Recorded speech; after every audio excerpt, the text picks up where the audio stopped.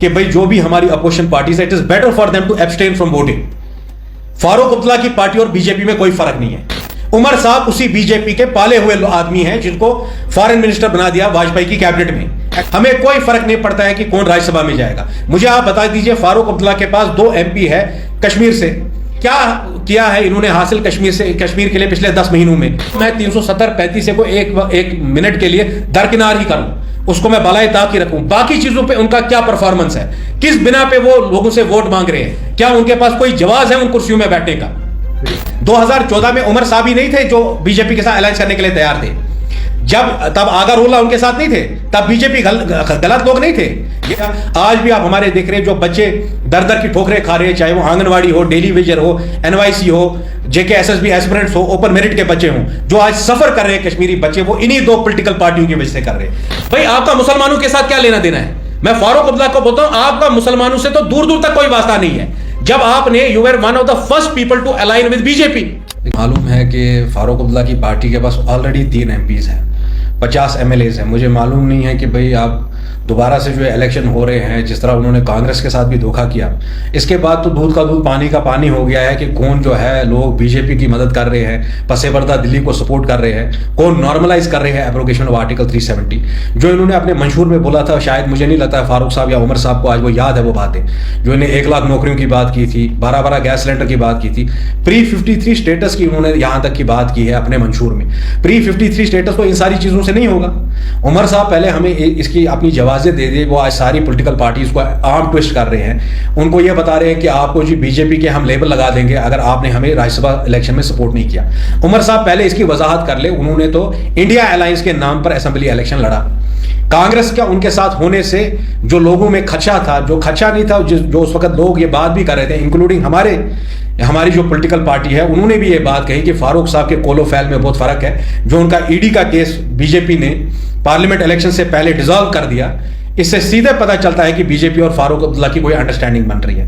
میں ایک ہی سوال کشمیر کی عوام سے بھی کرنا چاہتا ہوں, عمر صاحب کی پارٹی سے بھی کرنا چاہتا ہوں, فاروق عبداللہ سے بھی کرنا چاہتا ہوں, اور اس سوال کا جواب وہ ٹٹولے اپنے ضمیر سے بھی کہ بھئی 50 MLA ان کے پاس ہے, انہوں نے پچھلے 10 مہینے میں کیا ہے, پارلیمنٹ میں کیا کارکردگی رہی ہے ان کی, وہ کس جواز پہ 3 راجیہ سبھا ممبرز کے لیے ووٹ مانگ رہے ہیں, باقی جتنے بھی انڈیپینڈنٹ ہے یا اپوزیشن پارٹیز ہیں وہ لوگ ان کو کیوں ووٹ دیں. مجھے یہ بات بتائیں کہ جو پری 53 اسٹیٹس کی بات کر رہے تھے پچھلے 10 مہینے میں, وہ 370 کی بھی بات نہیں کرتے ہیں. وہ مجھے یہ بتائیں جو آج انہیں کھلے عام کانگریس پارٹی کو دھوکہ دیا. اور میں بڑا خوش ہوں کہ کانگریس جیسی پارٹی جو فاروق عبداللہ کی ڈبل ڈیلنگ پہ اس وقت پردہ پوشی کر رہی تھی, جب فاروق عبداللہ دلی کے ساتھ مذاکرات کر رہے تھے اسمبلی الیکشن سے پہلے, پارلیمنٹ الیکشن سے پہلے, جب انہیں PhD توڑ دیا جس مجموعے کو ہم نے بنایا تھا 370 کی جدوجہد کے لیے, جب کانگریس پارٹی نے اس وقت کشمیری قوم سے منافقت کی, وہی حال آج کانگریس پارٹی کا بھی ہو رہا ہے. ان کو راجیہ سبھا میں سیدھے دھوکہ دے دیا ہے عمر صاحب کی پارٹی نے. میں امید کرتا ہوں کہ بھئی جو بھی ہماری اپوزیشن پارٹیز ہے it is better for them to abstain from voting. Farooq Abdullah کی پارٹی اور بی جے پی میں کوئی فرق نہیں ہے. یہ پارٹیاں پہلے اپنے ضمیر میں جان کر دیکھ لیں, پھر یہ باقی دوسروں کو سرٹیفکیٹ دیں.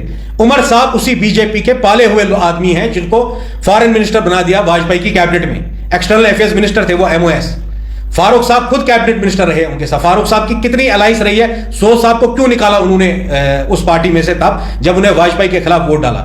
تو یہ ساری پارٹیوں کے ان کے سرٹیفکیٹ کی کسی کو ضرورت نہیں ہے, وہ اپنے گریباں میں جھانک لیں. مجھے نہیں لگتا ہے اس راجیہ سبھا الیکشن میں جو بھی آدمی جیتیں گے اس سے کوئی فرق پڑنے والا ہے. جو ابھی گراس روٹ پہ جو حالت ہے کشمیریوں کی, اس میں کوئی تبدیلی آنے والی ہے. میں چاہتا ہوں کہ فاروق عبداللہ اور PDP کی جو پارٹی ہے, ان پارٹیوں کو لوگ سیدھی طریقے سے مسترد کریں.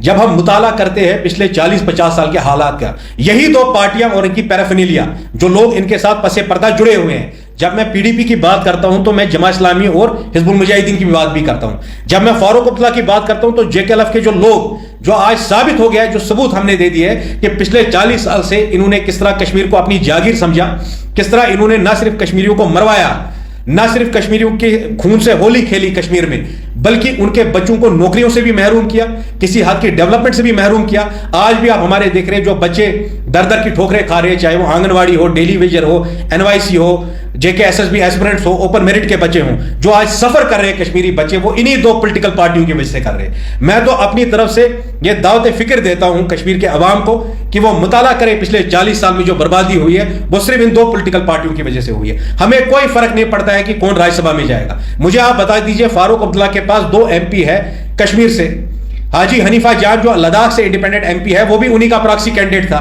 वो भी पार्लियामेंट में है। क्या किया है इन्होंने हासिल कश्मीर के लिए पिछले 10 महीनों में?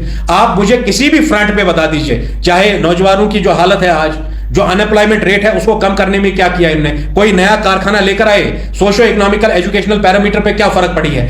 जीडीपी के पर कैपिटा जीडीपी के हिसाब से 28 स्टेट 8 यूनियन टेरिटरी में हम 25वें नंबर पे है। उमर साहब मुझे एक चीज बताइए जो उन्होंने कश्मीर के लिए की हो। चलो मैं 370-35 को एक मिनट के लिए दरकिनार ही करूं, उसको मैं बलाए ताक ही रखूं, बाकी चीजों पे उनका क्या परफॉर्मेंस है, किस बिना पे वो लोगों से वोट मांग रहे हैं, क्या उनके पास कोई जवाब है उन कुर्सियों में बैठने का?